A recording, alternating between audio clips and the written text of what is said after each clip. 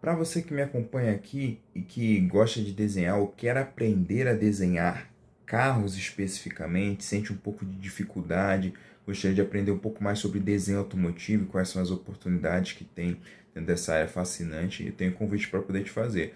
No próximo dia 10 de abril, às 20 horas, eu vou fazer um aulão, os primeiros passos do desenho automotivo, totalmente gratuito e online.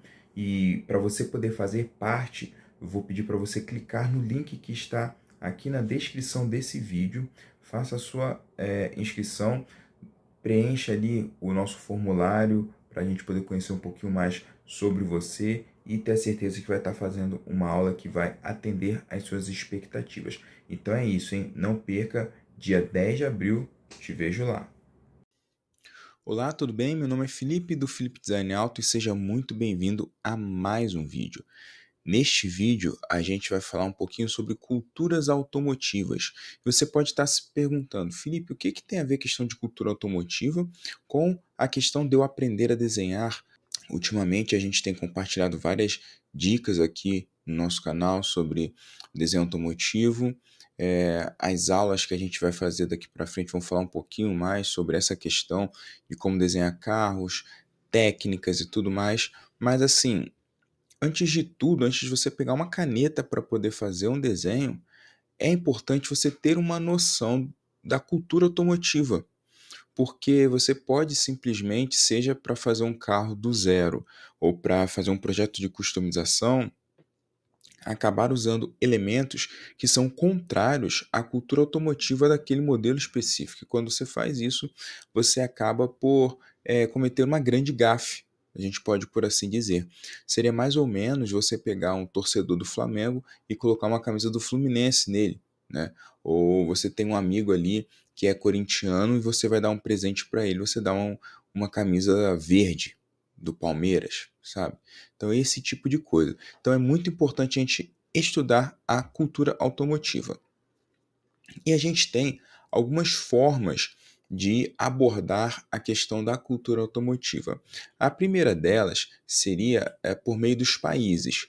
Então, é muito claro que assim, a indústria automotiva ela se consolidou mais em alguns países, né, como os Estados Unidos, alguns países da Europa, como Alemanha, França, Itália, o Reino Unido. No Oriente, a gente tem mais o Japão, né? Mais recentemente aí a Coreia, a China.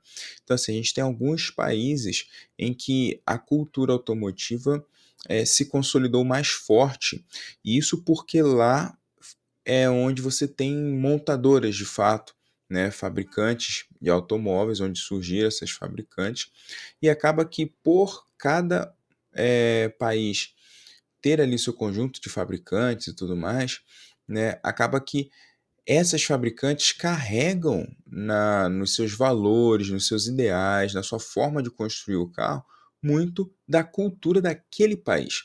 Então, a gente abordar a questão cultural do país relativo àquela marca especificamente daquele país é um fator muito importante, muito interessante para a gente poder avaliar. Então, a gente pode ter bem claro que todos os carros que são fabricados nos Estados Unidos, de forma geral, independente da marca, eles têm certa característica em comum, assim como todos os carros italianos, todos os carros japoneses e por aí vai. Então a gente consegue estudar primeiramente a questão da cultura automotiva no âmbito dos países, né? Então vamos lá, vamos começar aqui com os carros americanos. Essa cultura dos carros americanos você deve conhecer bem, né, que a gente sempre recebe aí muita influência dos filmes norte-americanos, né? Então, assim, geralmente são carros grandes, largos, compridos. Teve muita questão do muscle car, né, que é uma outra subcultura, daqui a pouquinho a gente fala sobre eles, né? Mas isso tem muito a ver com a própria geografia do país. Os Estados Unidos é um país muito grande, é um país com muitas planícies, então acaba que os carros, para poderem rodar nesse tipo de território, podiam ser grandes, compridos, as estradas eram longas retas, então o carro não precisa fazer curva muito bem, ele precisa ter motor para poder desenvolver ali, rodar grandes distâncias com desenvoltura e tudo mais. Isso se reflete nos carros tipicamente americanos. Isso a gente vê tanto desde os primórdios da indústria automotiva até hoje, né? Por mais que hoje a gente tenha já uma cultura mais globalizada, ainda assim, carros americanos eles têm muita similaridade entre si, não somente na forma de construir o carro, mas também em questões de design, questões estéticas, né? Você vê aqui que geralmente são carros com um capô comprido, boa parte deles faz uso da tração traseira, você tem muitos sedãs e cupês grandes, né? Então você tem toda essa relação de carros grandes com a cultura norte-americana. Indo agora para o próximo país, que é a Inglaterra ou o Reino Unido, né? Os carros ingleses. E aqui a gente já vê que são carros mais classudos, com certo refinamento. O Reino Unido é um país que perdeu muitas montadoras nos últimos anos, mas as que ainda ficaram lá, como Aston Martin, Rolls-Royce, Bentley, Jaguar, a própria Land Rover, né? Todas elas têm um pezinho na questão do luxo, né? Ou altíssimo luxo, né? No caso de boa parte dessas que eu falei. Então é bem nítido a questão de que assim tem aquela classe dos ingleses, sabe? Aquela elegância, aquela soberba também, né? Tudo isso é transmitido também nos carros. Fique bem atento aí na questão desses modelos de luxo, né? Principalmente um Rolls-Royce, um Aston Martin, todos eles têm aquele refino assim, realmente de carros que você vê que foram feitos por ingleses, né? Por outro lado, nós temos também os carros franceses. Os franceses já são bem interessantes porque aqui a gente já tem carros menores, né? Então, os franceses se especializaram por fazer carros pequenos e isso tem muito a ver com o país, né?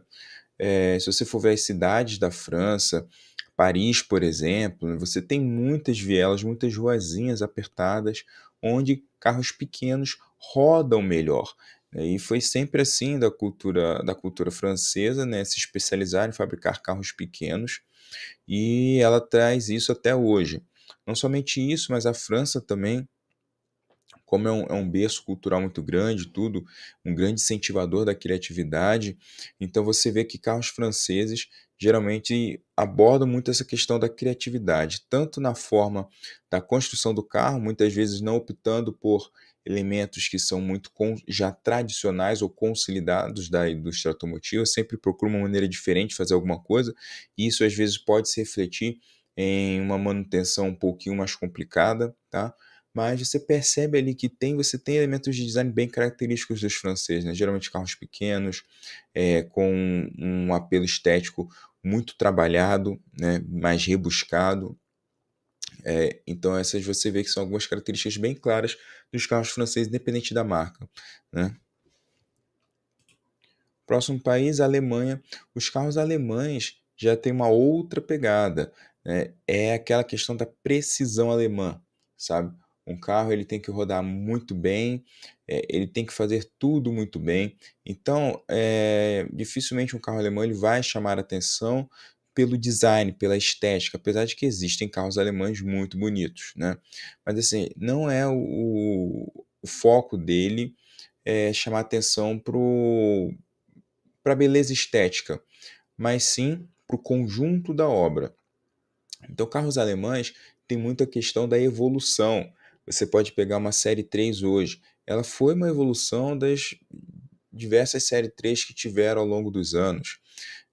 Você pega o próprio Fusca, né, quando foi lançado, ele foi ficando no mercado e passando por uma evolução. Então, assim, os carros alemães têm muito essa questão da linha de evolução do carro, de acompanhar uma certa evolução para você estar se melhorando constantemente. Então, carros alemães geralmente se preserva até o nome, né? É difícil você ter trocas de nome. Os carros têm um longo período de vida. Você pega o Golf, por exemplo, as BMWs, os Audis, Mercedes, a Opel, por exemplo. Você tem carros ali que trazem um nome de longa data. E isso é típico dos alemães, né? Você trabalhar sempre evoluindo um determinado modelo. Isso se reflete, obviamente, no design, em que você vê nitidamente que um carro ele é uma geração mais nova do anterior. ele procura sempre preservar algumas linhas, melhorar e tudo mais, por mais que ele não seja simplesmente uma reestilização, às vezes ele pode ser uma geração nova, mas essa geração nova busca trabalhar em cima das linhas do modelo anterior. E isso é algo bem interessante, típico dos alemães. Carros italianos. Os carros italianos aqui têm uma certa similaridade com os franceses, porque se trabalha muito a questão dos carros compactos, dos carros pequenos. E aqui no caso a gente hoje, resumidamente, a Fiat, né? Acho que ainda tem a Lancia, mas fabrica, se eu não me engano, apenas um modelo. Mas os carros italianos foram, ao longo dos anos, muito voltados com isso. Olha, fabricar carros pequenos por causa também da geografia da Itália, né, e tudo mais. Só que, ao contrário da França, ou indo muito mais além da França, né, ela tem uma pegada muito forte com carros esportivos, né? A Ferrari é de lá, a Lamborghini é de lá, a Alfa Romeo é de lá. Então você tem montadoras com um viés muito esportivo. E isso, claro, em decorrência do sucesso desses carros italianos nas pistas de corrida. E isso acabou, obviamente, levando para os carros de rua. Então, você fala carro italiano, você vai pensar em praticamente dois opostos, né? Ou num carro compacto ou num super esportivo, né?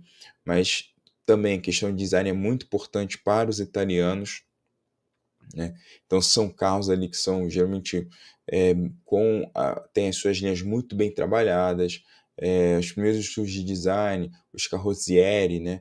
Antigamente, que eram as pessoas que construíam a carroceria dos carros, sempre tinham um primor técnico muito grande com a questão da beleza, né? E a beleza também sendo funcional. Então, essa é uma característica muito forte dos carros italianos. Temos também os carros japoneses, né? A cultura japonesa é bem interessante porque ela segue nessa linha também, semelhante à dos alemães, de você ter uma melhora constante do modelo. Então é comum você ter modelos ali que vão passando de várias gerações, né? Só que tem uma outra questão também, e aí acho que até um pouco semelhante aos americanos, mas acho que até de uma forma um pouco mais incisiva, eles são muito adeptos das modificações. Então é comum você ter um carro ali japonês com um ou outro acessório, com uma outra modificação. Isso é muito comum, é típico da cultura japonesa. E são carros aí geralmente bastante confiáveis, né? Você pega um Toyota, um Honda, são carros aí que costumam ter uma boa fama de confiabilidade mecânica. O próximo, para a gente poder encerrar aqui a questão dos países, tá? Não trouxe todos, apenas alguns, por exemplo, são os coreanos. Os coreanos têm uma certa similaridade com os japoneses, apenas no ponto de que não tem tanta história quanto os japoneses, então assim, a indústria lá é um pouco mais recente do que a do Japão, mas principalmente ali no começo dos anos 2000, década de 10, eles tiveram a grande virada, né? Principalmente nas suas montadoras, a Kia, a Hyundai, que são do mesmo grupo, né? Começaram a fabricar modelos de muita qualidade e isso foi rapidamente assimilado pelo público. Então perceba que os carros coreanos são os que a gente chama assim que seriam carros ordinários. O que é um carro ordinário? É um carro do dia a dia, tá?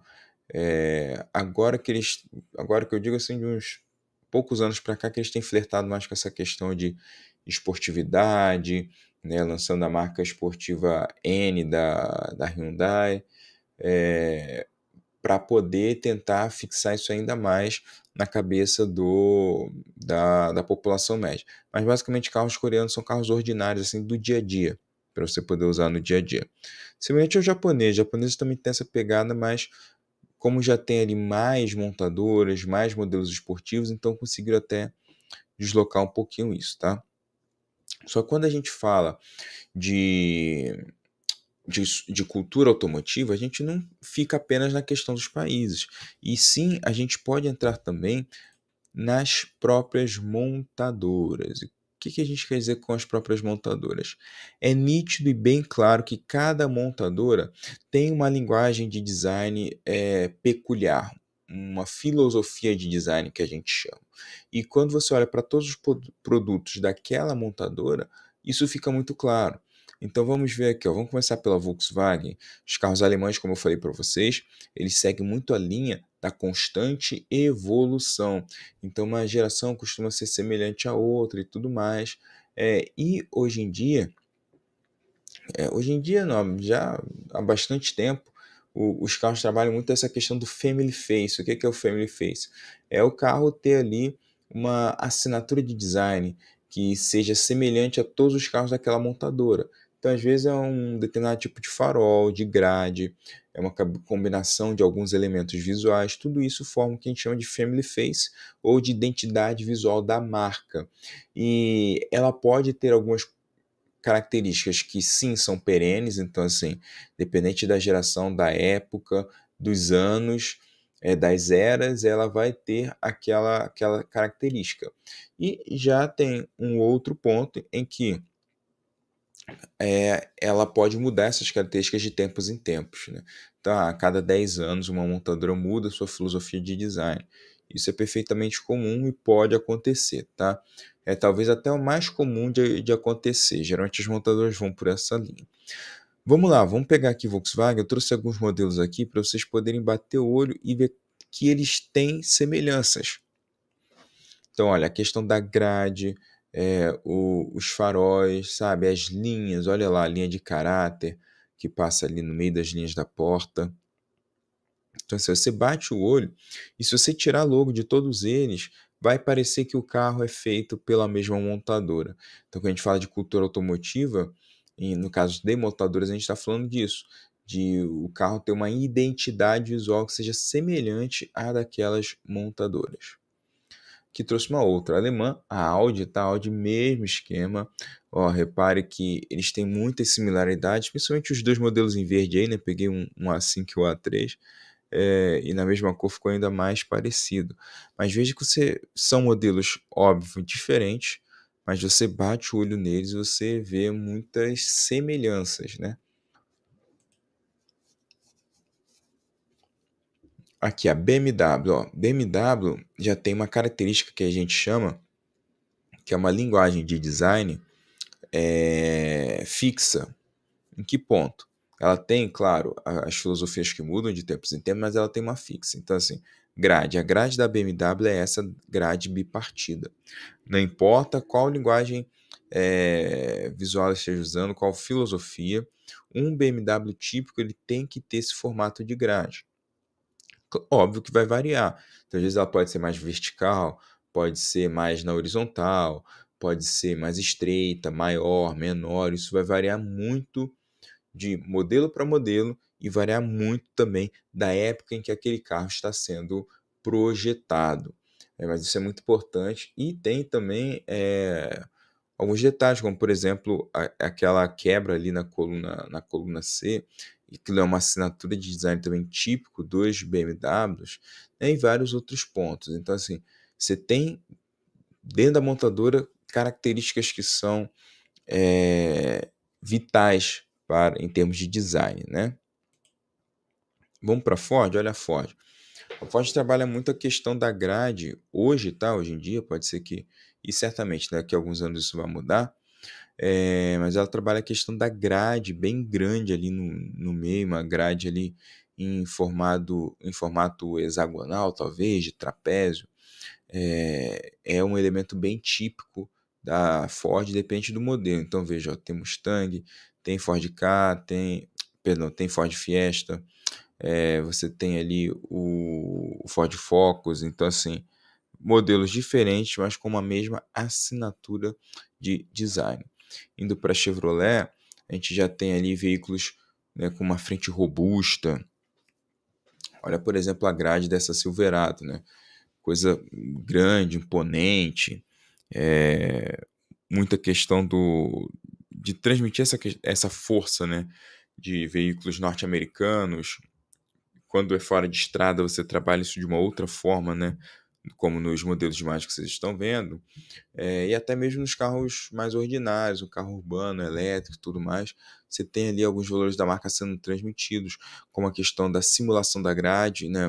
Um desenho ali na parte de baixo do para-choque, que faz uma alusão ao que seria a grade, mas que no caso dos elétricos é totalmente desnecessário, né? Mas para poder ajudar na assimilação por parte do público, essa área não ficar um enorme vazio, foi utilizada ali a mesma identidade visual da Chevrolet em outros carros. Então, na minha opinião, ali foi uma solução que ficou interessante, condizente com a proposta da festa, né? A Aston Martin segue a mesma linha, parecida, né, do que eu falei com vocês, no que tange a Ford. A Ford trabalha essa grade aí em formato trapezoidal. Inclusive, muitas pessoas dizem que o formato da grade da Ford hoje foi inspirado na Aston Martin, porque até uns anos atrás a Aston Martin era uma empresa da Ford. Então havia essa troca aí de experiências, de técnicas e tudo mais, tá? Alfa Romeo, aqui eu trouxe uma outra aqui, a semelhança da BMW tem uma assinatura muito clara de design que é essa grade. Essa grade a gente chama de core esportivo, que seria ali um coração esportivo. É uma grade, né, triangular, no formato de coração, e que ela é item obrigatório de absolutamente qualquer Alfa Romeo, tá? Então essa aí é uma linguagem de design que a gente chama mais